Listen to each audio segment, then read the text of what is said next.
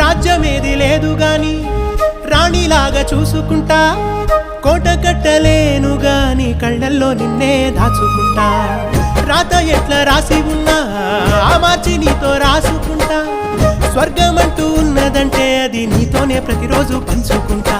నిన్ను గన్న మీ నాన్న కన్నా అల్లారు ముద్దుగా సాదుకుంటా, నీకు కోపం వస్తే కొంత దూరం ఉంటా, నువ్వు గీత గీస్తే నేను దాటనంట, కంట నీరు కంటి రెప్ప దాటకుండా కాటుకై కావలుంటా.